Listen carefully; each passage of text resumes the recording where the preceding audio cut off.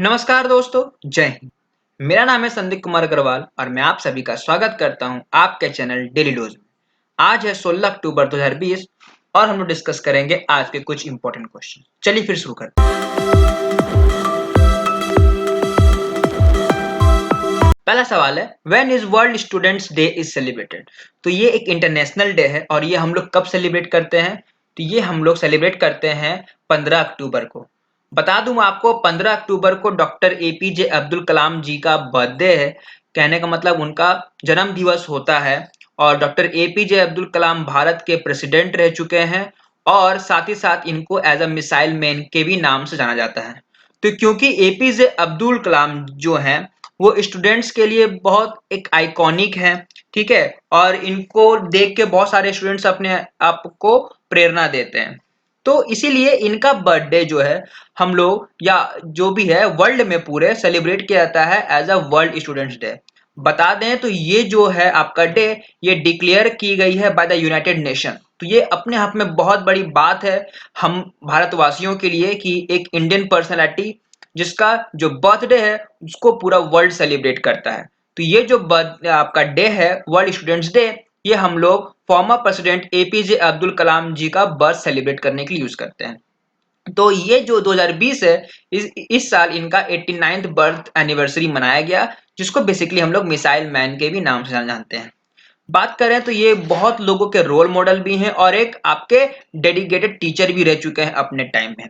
इनका पूरा नाम अबुर पाकिर जैनुलाब्दीन अब्दुल कलाम आजाद है और इनका जो जन्म हुआ था ये आपके रामेश्वरम तमिलनाडु में हुआ था। अपने करियर की स्टार्ट ये एज अ पेपर सेलर से किए थे, उसके बाद फिर धीरे धीरे संघर्ष करते करते ये आपके भारत के प्रेसिडेंट भी बने। इनको बहुत सारे अवार्ड से नवाजा गया, जैसे कि पद्म भूषण, पद्म विभूषण, भारत रत्न, वीर सावरकर अवार्ड और रामानुजन अवार्ड। तो ये अपने आप में बहुत बड़ी बात है। अगला सवाल है, what is the name of the second corona virus vaccine developed by Russia.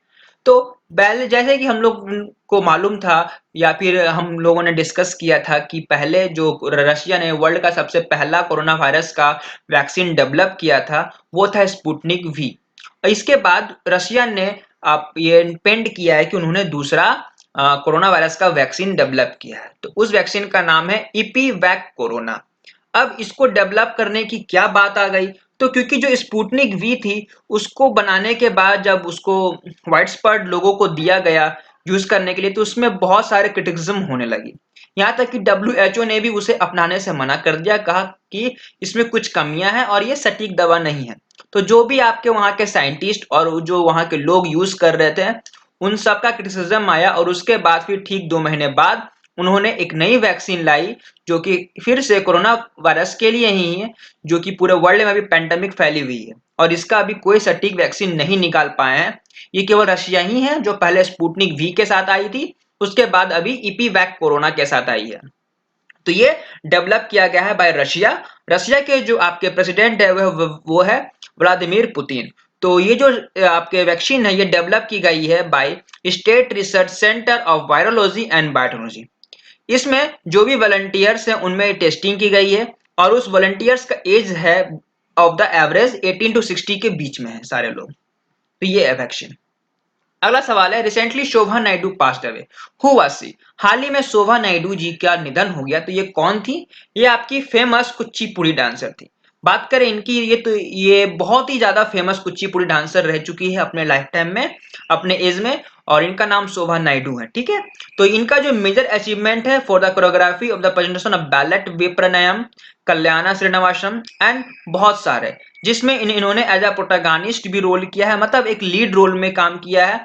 जैसे कि उनमें इनका जो रोल था वो था सत्यभामा, देवदिका, सॉरी देवा देवा देवाकी, पद्मावती, मोहिनी, साई बाबा एंड गॉडेस पार्वती, जिससे इन्होंने बहुत लोगों का दिल जीता है। उसके बाद इनको कई सारे अवार्ड्स भी मिले हैं, जैसे कि पद्मश्री इनको 2001 में मिला था, संगीत नाटक अकेडमी 1991 में मिला है। अगला सवाल है, when is international day of rural women is celebrated. तो ये एक इंटरनेशनल डे है और ये हम लोग हर साल सेलिब्रेट करते हैं 15 अक्टूबर को। ये जो डे है वो रिकॉग्नाइज की गई है बाय द यूनाइटेड नेशन और उनका कहना है कि ये जो भी हमारा जो विमेन है, गर्ल्स है हमारे सोसाइटी में बहुत ही ज़्यादा क्रूशियल रोल प्ले करती है। क्योंकि अगर एक माँ है तो एक महिला है, और माँ का एक घर में होना, उनको घर को देखना, सब कुछ देखना बहुत ज़्यादा इम्पोर्टेंट है। और ना केवल माँ, तो हर एक आपकी विमेन का एक पार्टिकुलर रोल होता है हर घर में, ठीक है? चाहे वो अर्बन एरियाज़ में हो, चाहे रूरल एरियाज़ में हो।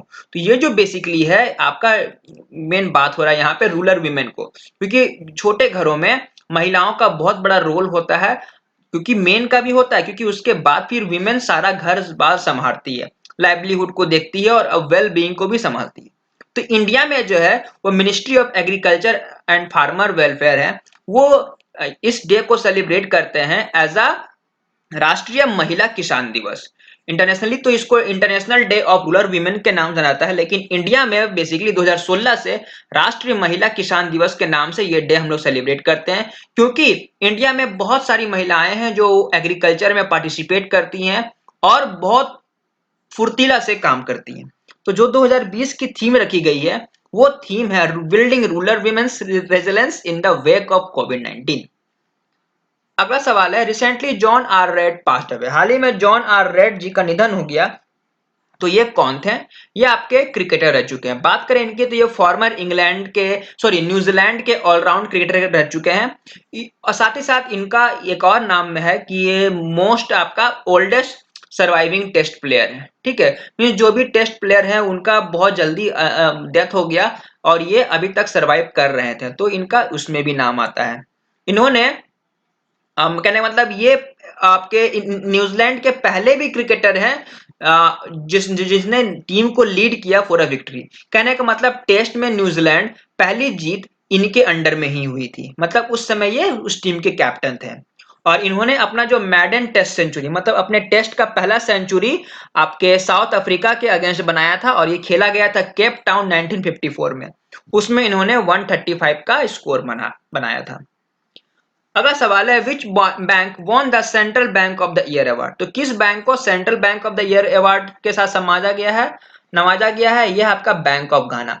बात करें, बैंक ऑफ घाना बन गया है central bank of the year. और वही साथ में देखें तो मार्क कैनरे, जो कि आपके गवर्नर हैं बैंक ऑफ इंग्लैंड के, उनको दिया गया है खिताब governor of the year from the central bank of the year award, ठीक है? तो जो सेंट्रल बैंक है, ये जो इस साल है वो उनका 7th एडिशन हुई है, और वो भी वर्चुअली होती हुई है। और उसमें उन्होंने ये सारे अवार्ड्स जो भी बैंक है या फिर जो बैंक रिप्रेजेंटेटिव हैं उनको दिए हैं। और ये हर साल एनुअली एक बार होता है, ताकि जो भी बैंकर्स हैं, बैंक मेंबर्स हैं, उनको सम्मान दिया जा सके।